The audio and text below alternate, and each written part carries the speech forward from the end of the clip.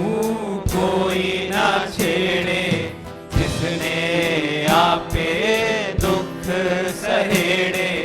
दर्द मंगनू कोई ना छेड़े, जिसने आपे दुख सहेड़े। जमना जीना भूल उखेड़े, बूझे अपना आप के हाथ। जिस तन लगया इश्क का मार, नाचे बेसुर ए बेतार। जिस तन लगया इश्क का मार, नाचे बेसुर ए बेतार।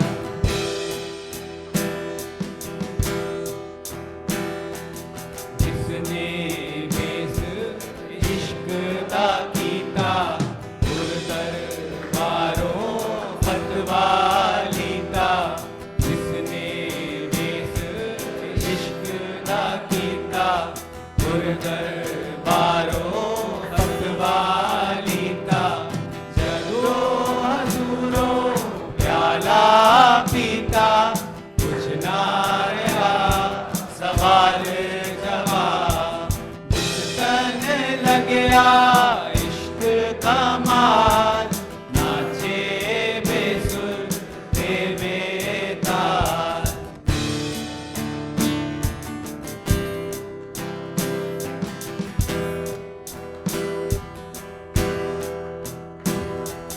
जिसने अंदर बसया यार, उठिया यार ओ यार पुकार। जिसने अंदर बसया यार, उठिया यार ओ यार पुकार। ना वो चाहे राग ना तार, एवें बैठा खेड़े हार। जिस तन लगया इश्क का मार, नाचे बेसुर ए बेतार। इश्क का मार, नाचे बेसुर ए बेतार।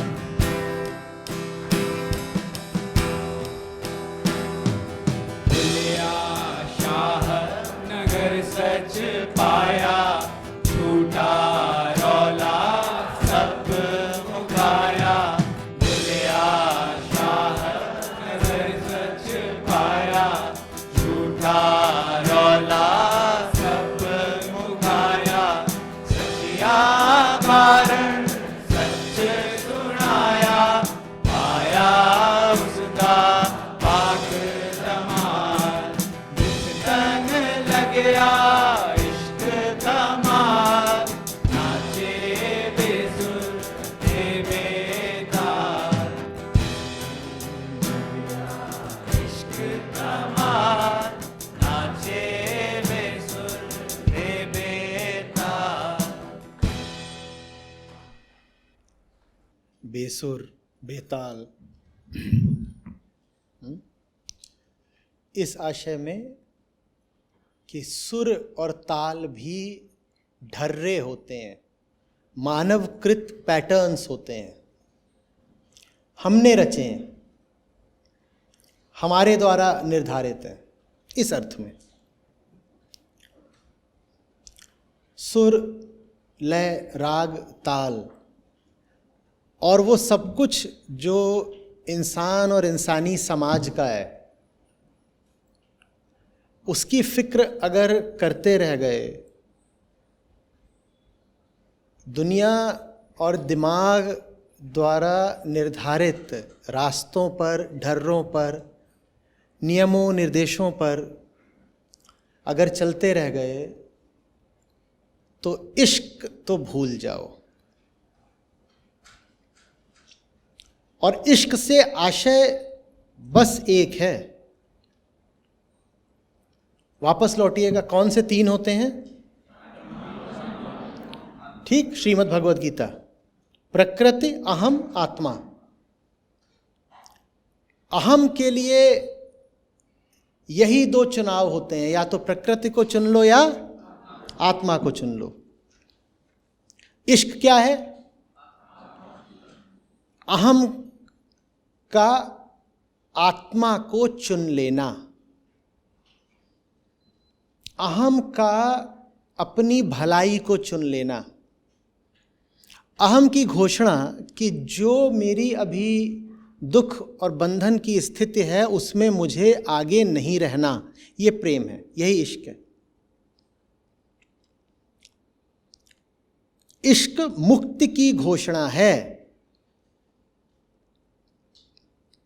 इश्क दुनिया की किसी चीज के मोह में पड़ने को नहीं कहते।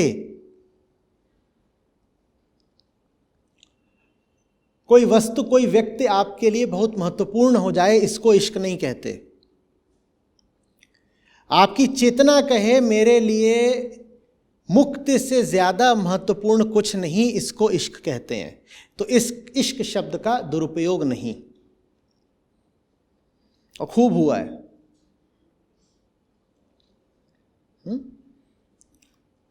इश्क, प्रेम बहुत पवित्र शब्द हैं, और उनको सिर्फ एक अर्थ में ही उपयुक्त होना चाहिए, मुक्ति। वही सच्चा अर्थ भी है। और सच्चाई का तकाजा ये भी है कि सांसारिक जीवन में आपको जो विषयों, वस्तुओं, व्यक्तियों की ओर खिंचाव होते हैं, उनको आप उनके सही नाम से पुकारें। नामकरण बहुत बड़ी समस्या भी हो सकती है, और किसी चीज़ को, किसी प्रक्रिया को, किसी घटना को सही नाम देना मुक्ति का एक माध्यम, एक साधन भी हो सकता है। आप मोह को मोह बोलना शुरू कर दें तो मोह से मुक्ति मिल जाएगी। मोह बचा रह जाता है क्योंकि आप मोह को कभी मोह बोलते ही नहीं, आप मोह को प्रेम बोल देते हैं। आप डर को डर बोलना शुरू कर दें, डर बहुत दिन नहीं टिकेगा। आप डर को महत्वाकांक्षा बोल देते हैं, डर बचा रह जाता है। जब आप बोलते हैं ना मैं बहुत महत्वाकांक्षी हूं, मुझे ये चाहिए, मुझे वो चाहिए, वो वास्तव में कुछ नहीं, आपका डर है। लेकिन आप बोलते ही नहीं कि ये मेरा डर है, आप बोलते हो मेरी एम्बिशन है। वो एम्बिशन कुछ नहीं है, इनसिक्योरिटी है, डर है, असुरक्षा की भावना है। कभी लेकिन किसी चीज को हम उसके यथार्थ नाम से पुकारते ही नहीं है। किसी के प्रति आपका कामना और वासना का रिश्ता है, उसको आप इश्क बोल देते हैं। किसी की आपको बस आदत लग गई है क्योंकि उसके साथ बहुत अरसे से रह रहे हो, उसको आप प्रेम बोल देते हो। कुछ भी जो हमारे साथ घट रहा होता है, हम ईमानदारी से उसको सही नाम देते कहाँ हैं। जो सही नाम देना शुरू कर दे वो मुक्त हो जाएगा। अहम को हम आत्मा का नाम दे देते हैं, देखा? अहम को हम आत्मा का नाम दे देते हैं।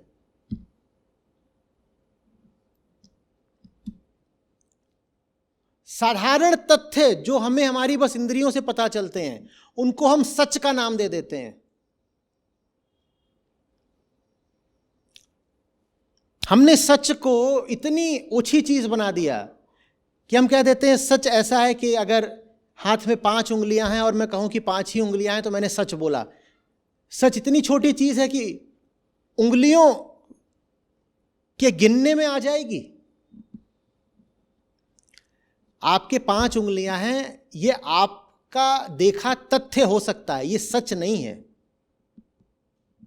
पर जो सच है, जो सच है सचमुच, हम उससे किसी कदर बचे रह जाएं, इसके लिए हम इन छोटी छोटी चीजों को सच का नाम दे देते हैं। हम बच्चों से कहते हैं बेटा सच बोला करो, और सच बोलने का क्या मतलब है कि अगर परीक्षा में 20 में से 15 नंबर आए हैं तो 15 ही बताना, 16 मत बताना, ये सच है। ये सच नहीं है, ये अधिक से अधिक एक तथ्य है। पर हमने सच शब्द का भी भयानक दुरुपयोग करा है। जितने भी ऊंचे शब्द हैं उनको हम घसीट घसीट के अपने निचले तल पर ले आए हैं। हमने उनको छोड़ा ही नहीं। हमने ये भी नहीं करा कि चलो अगर हम उनका सही इस्तेमाल नहीं कर सकते तो कोई इस्तेमाल नहीं करेंगे, उन्हें छोड़ ही देंगे। हमने ये भी नहीं करा, हमने उनका बुरा इस्तेमाल करा है।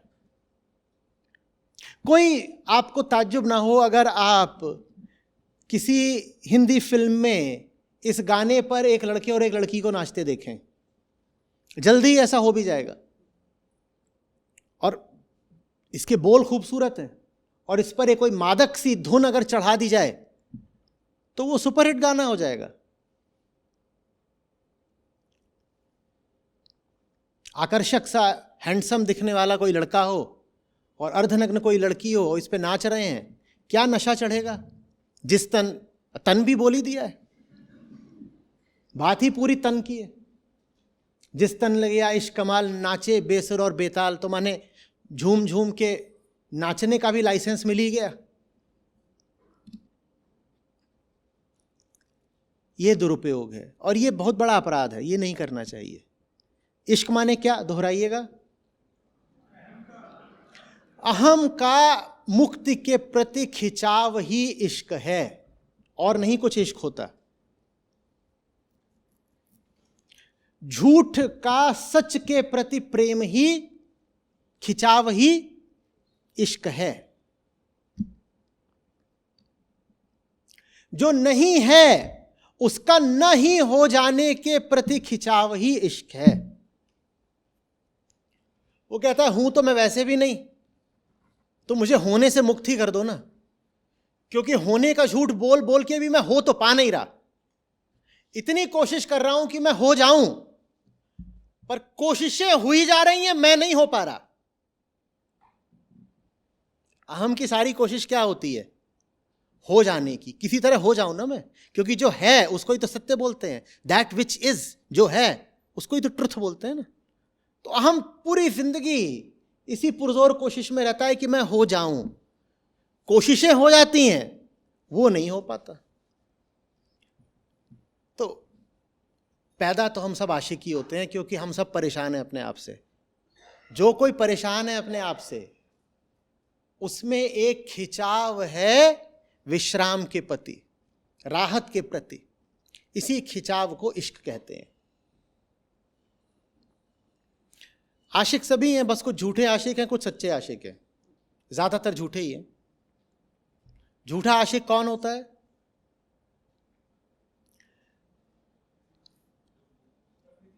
जो उसके साथ नहीं जाता, उसकी तरफ नहीं जाता,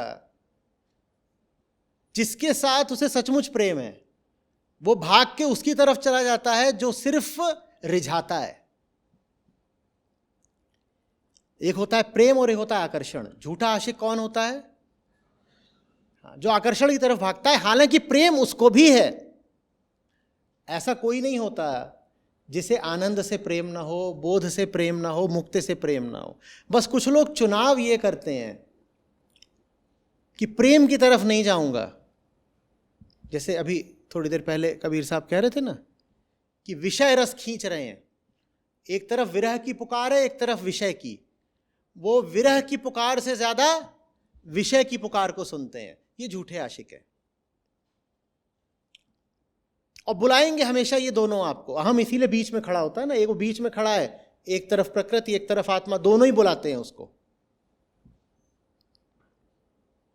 अब किधर को जाना है ये आपको तय करना है, और आपके अलावा आपके लिए कोई तय कर नहीं सकता। आप ही फैसला करोगे आपको कहां को जाना है। दर्दमंद नू कोई न छेड़े। अरे दुनिया वालों, मुझे तो वैसे ही दुनिया का सबसे बड़ा दर्द लगा हुआ है, दुनिया से आगे का दर्द लगा हुआ है। कौन सा दर्द? उसका। मुझे काहे दुखी कर रहे हो? और दुनिया क्यों दुखी करने आ गई है? क्योंकि ये सुर ताल पे नहीं नाचते। नाचने का मतलब समझ रहे हो क्या है? गति करना, कर्म करना। नृत्य से अर्थ है कर्म करना। दुनिया वालों के जो कर्म हैं वो सधे सधाए होते हैं, और जो प्रेमी है उसके कर्म नृत्य की तरह हो जाते हैं। वो भी एक अप्रत्याशित नृत्य, एक अनायोजित नृत्य, जिसमें नाचने वाले को भी नहीं पता होता कि उसका अगला कदम किधर को बढ़ेगा। तो दुनिया ऐसों को पसंद नहीं करती। दुनिया कहती है but what is your algorithm. वो कहता है मेरा कोई एल्गोरिदम, है नहीं। दुनिया कहती है नहीं, पर बताओ तो, तुम अपना ब्लूप्रिंट दिखाओ। वो कहता है मेरे पास है नहीं। दुनिया कहती है अपना सूत्र, अपना फॉर्मूला, वो कहता है मेरे पास है नहीं। ठीक है, अपना उद्देश्य बताओ, अपनी कामना दिखाओ, कहता है वो भी मेरे पास। दुनिया कहती है तो फिर नाच किस हिसाब से रहा है? जेल में डालो इसको, पागल खाने में। इसके पास कोई उद्देश्य नहीं, इसके पास कोई विधि नहीं, इसके पास कोई ढर्रा नहीं, इसके पास कोई तयशुदा मार्ग नहीं, लेकिन झूमे जा रहा है। पता नहीं क्या मिल के जाएगा तुझे ये सब करने से। वो ऐसे देख रहा हूं और फिर बोलता है दर्दमंद नु कोई न छेड़े। भाई, दुनिया की सबसे बड़ी तकलीफ तो मैंने स्वीकार कर ली है, अब तुम काहे को मेरे को छेड़ने आए हो? मुझे छोड़ दो मेरे हाल पर। दर्दमंद नु कोई न छेड़े जिसने आपे दुख सहेड़े। मैंने तो स्वयं ही इतने दुख सहेज लिए हैं, मुझे काहे के लिए तुम दुखी कर रहे हो? जमना जीना मूल उखेड़े। ये जो जन्म का और जीवन का मूल है, मैं तो उसको उघेड़ने के प्रयास में लगा हुआ हूं। मुझे तुम्हारे मामलों से, सरोकारों से अब कुछ अर्थ, कुछ प्रयोजन नहीं रहा। तुम जानना चाहते हो कि ये क्या है और वो क्या है, मैं जानना चाहता हूं ये क्या है। तुम क्या कहते हो? ये सब क्या है? मैं जानना चाहता हूं ये क्या है।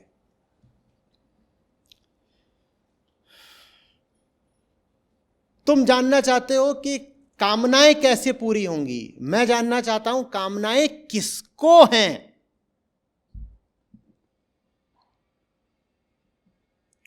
तुम जानना चाहते हो कि जीवन में अधिक से अधिक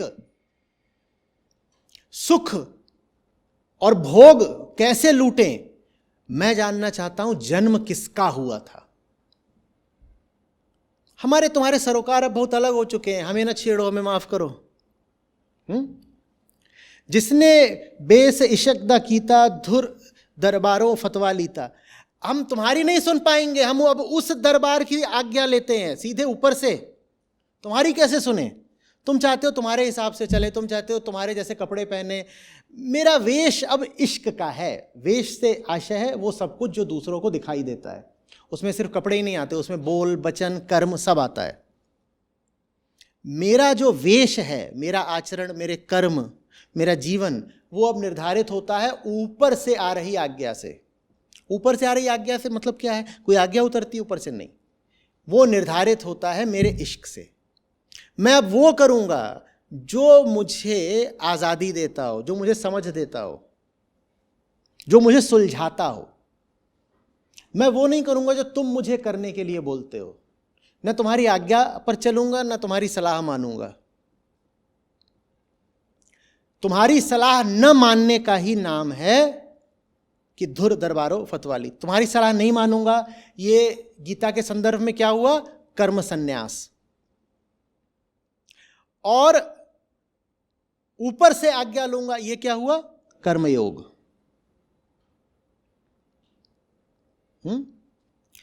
जदो हजूरो प्याला पीता, कुछ न रहा सवाल जवाब। सवाल जवाब यहाँ के होते हैं, भौतिक होते हैं, कामना मूलक होते हैं। मुझे जो अब नशा है वो मुक्ति का है, हजूर का है, जो जिसको परम पिता, परम शक्ति बोल सकते हो, उसका है। उसको हुजूर कह रहे हैं, वही मालिक, स्वामी। अब तुम्हारे साथ सवाल जवाब करने की, तुमको संतुष्ट करने की मेरी कोई इच्छा नहीं है। मुझे मेरे हिसाब से काम करना है, वही करूँगा। मुझे दिख गया है कि मैं कौन हूँ और मुझे दिख गया है कि मेरी मंजिल क्या है। तुम अब व्यर्थ में आकर अड़चन न डालो। डालोगे भी अड़चन तो तुम्हारी सुनने वाला तो अब मैं हूँ नहीं। जिसदे अंदर वसया यार, उठिया यार ओ यार पुकार। मेरे भीतर जो है वही अब मेरे वचन में है, मेरे कर्म में है। मेरे केंद्र में आत्मा है और मेरे सारे कर्म आत्मा की अभिव्यक्ति मात्र हैं। ये मुक्त पुरुष का जीवन होता है। इसको थोड़ा सा समझेंगे। एक चीज होती है अचीवमेंट और एक चीज होती है एक्सप्रेशन। प्राप्ति और अभिव्यक्ति, इन दोनों का अंतर समझिए, लिख लीजिए चाहे तो।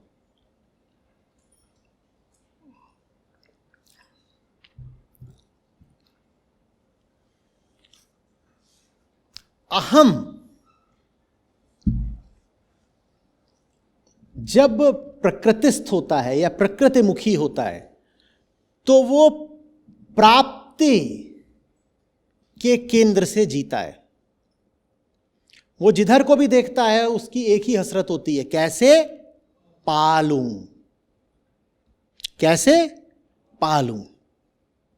ज्यादातर लोग ऐसे ही जीते हैं, सिर्फ पाने के लिए। वो जिस भी चीज को देखते हैं उससे भोग का ही रिश्ता बैठाते हैं।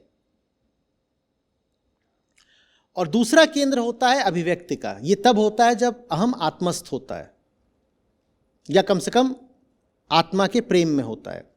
तब इसे पाना नहीं है, तब इसके कर्म निकलते हैं बस अपने आप को अभिव्यक्त करने के लिए। यह निष्काम कर्म होता है, यह अभिव्यक्ति मात्र है, प्राप्ति के लिए नहीं है, अभिव्यक्ति है। ठीक वैसे जैसे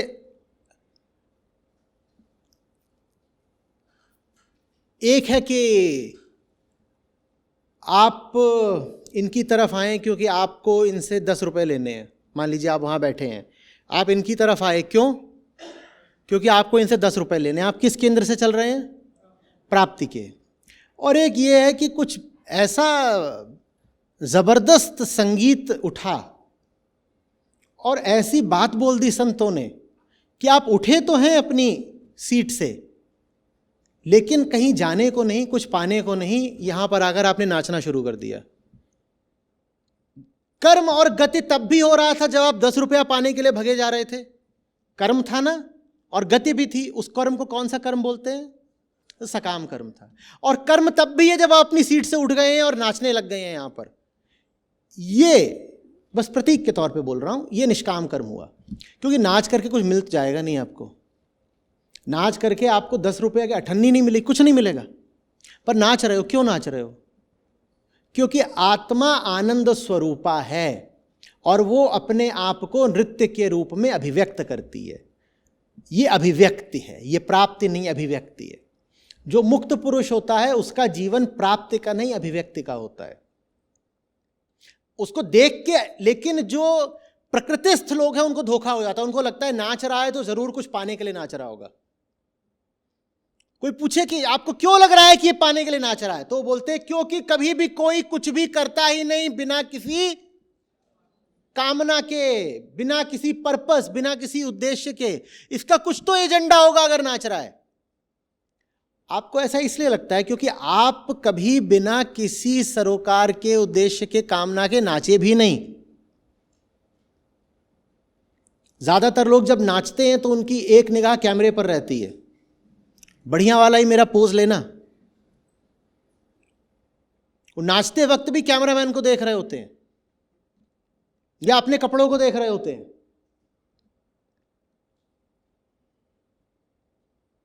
कभी सिर्फ अपने आप को अभिव्यक्त करने के लिए। आनंद है और वो आनंद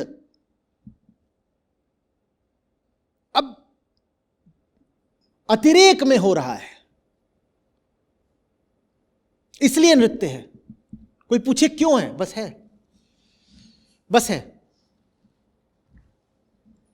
हमें तो पता भी नहीं हमें कौन देख रहा है। 1000 लोग देख रहे हो तो भी एक बात है, और कोई ना देख रहा हो तो भी वही बात है। हम किसी को दिखाने के लिए थोड़ी नाच रहे हैं।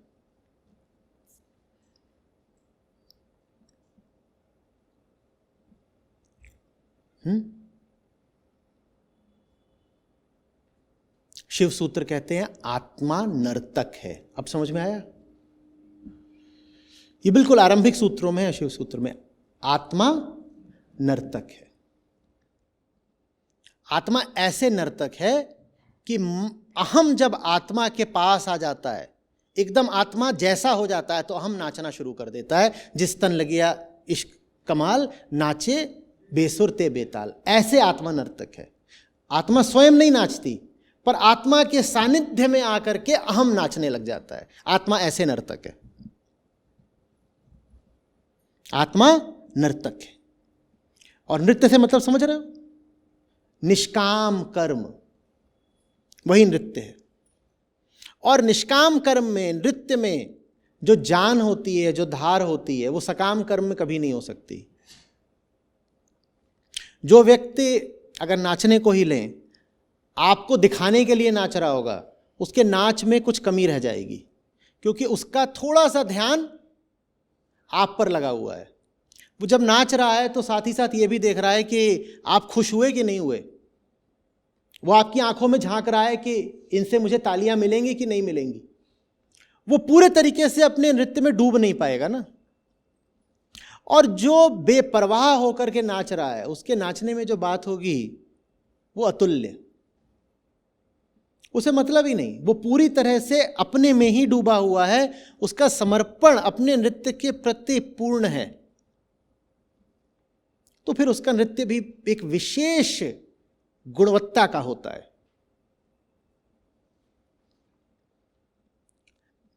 जो कुछ पाने के लिए नहीं करता है ना, उसके करे को रोकना बड़ा मुश्किल होगा। मैं बार बार कहा करता हूं, ऐसे व्यक्ति को रोकने का एक ही तरीका होता है, उसे मार डालो। क्योंकि आप जब भी किसी को रोकते हो और रोक पाने में सफल हो जाते हो, तो कारण होता है उस व्यक्ति का स्वार्थ। जिसका स्वार्थ जितना ज्यादा होता है दुनिया में, उसे उतनी आसानी से रोका जा सकता है।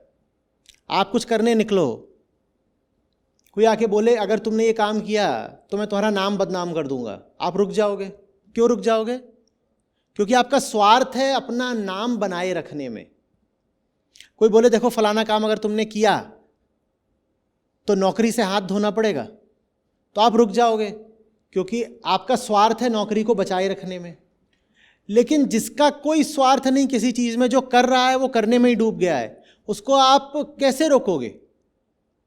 कोई बटन नहीं जो आप दबा सको, कोई तरीका नहीं कि आप उसकी बाह मरोड़ सको। वो रुकेगा ही नहीं, वो बहुत खतरनाक हो जाता है व्यक्ति। समझ में आ रही बात?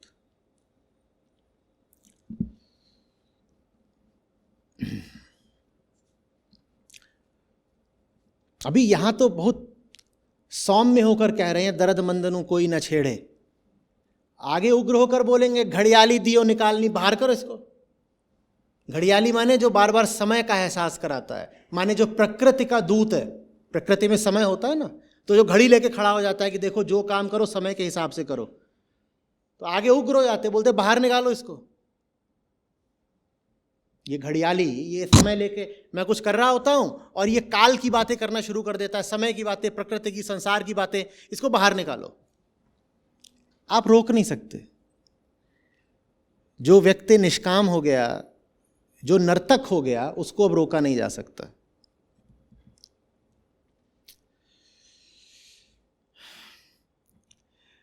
जिसने अंदर वसया यार, उठिया यार, ओ यार पुकार, ना हो चाहे राग न तार। ये एवं नहीं है, वो एवे है। एवे बैठा खेड़े हाल, ये गलत छपा है। वो बस ऐसे ही बैठा रहता है, न राग है न तार है, वो तो बस योग में नृत्य कर रहा है, उद्देश्यहीन है। एवे समझ रहे हैं? उद्देश्यहीन, पर्पसलेस, यूं ही। कोई पूछे गीता क्यों पढ़ते हो, और आपके पास अगर कोई उत्तर है, तो अभी आप बहुत आरंभिक स्तर पर हो। जो प्रेमी हो जाते हैं वो बोलते हैं यूं ही, या फिर बोल देंगे कि इश्क हो गया है, कृष्ण के प्रेम में पड़ गए हैं इसलिए गीता पढ़ते हैं, और तो कोई बात नहीं। कुछ पाने के लिए थोड़ी पढ़ते हैं। वो धार्मिक काम जो किसी कामना के लिए करे जाते हैं, वो बहुत छोटे स्तर के धार्मिक काम है।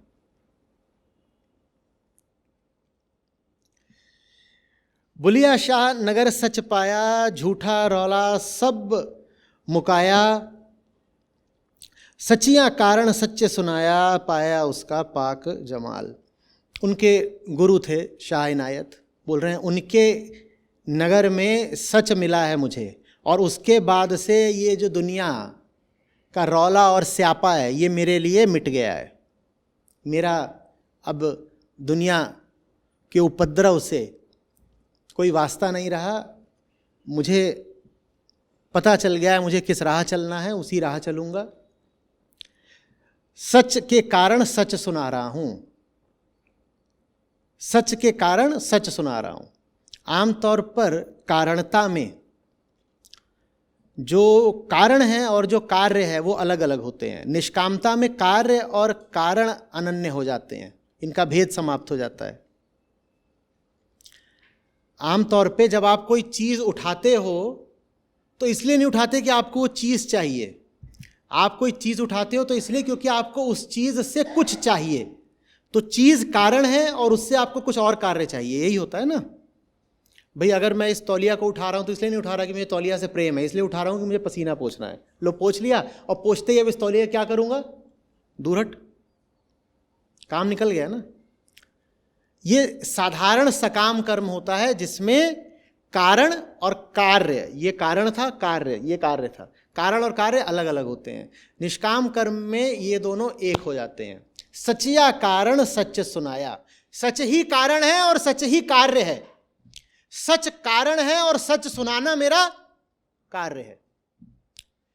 सच सुनाना मेरा कार्य है, और उस कार्य के पीछे का कारण क्या है, सच। यही निष्कामता है, यही निष्कामता है। ये सकामता कब बन जाएगी, जब सच सुनाना मेरा कार्य हो और पीछे का कारण क्या हो, कारण यह हो कि प्रसिद्धि मिल जाएगी, सब लोग वाहवाही देंगे, तो वो सकामता हो गई। और सचया कारण सच सुनाया, ये पूरा निष्काम कर्म है गीता का, और 4 शब्दों में आपके आगे रख दिया है। ये संतों का जादू होता है।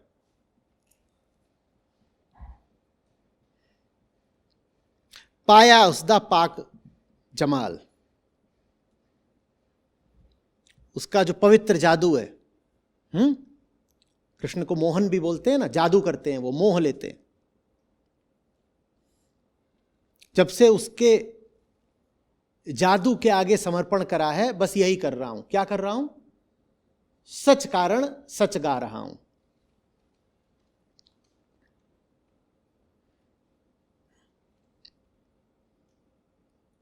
यहां आत्मा है सूक्ष्मतम, और यहां आत्मा का नृत्य है। दोनों एक हैं, जो भीतर है और जो बाहर है, दोनों एक हो चुके हैं, और कुछ आगे हमें करना नहीं है। कुछ बात बन रही है?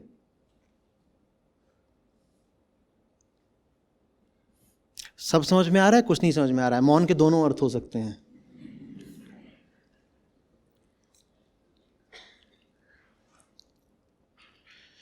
चलिए अब गाइए एकदम, और जैसे बोल हैं वैसे ही गाइए।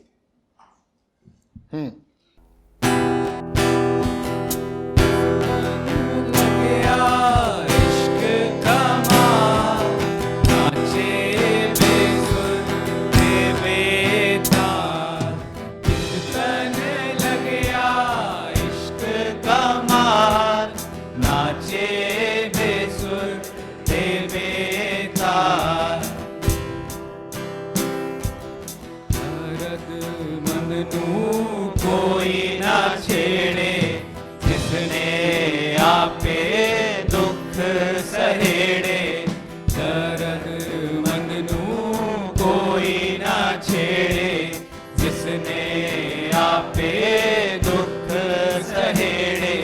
जमना जीना भूल उखेड़े, बूझे अपना आप गया, जिस तन लगे इश्क का मार, नाचे बेसुर दे बेतार। जिस तन लगे इश्क का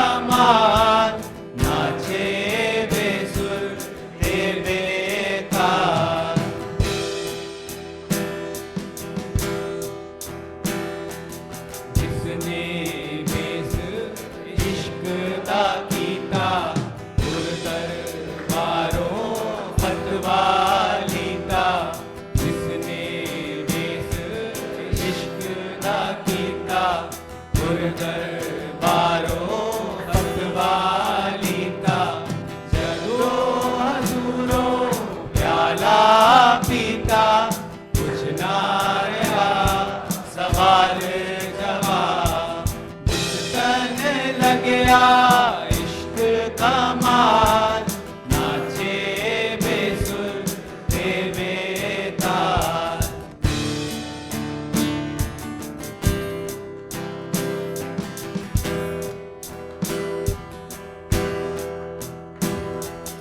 जिसने अंदर बसया यार यार ओ यार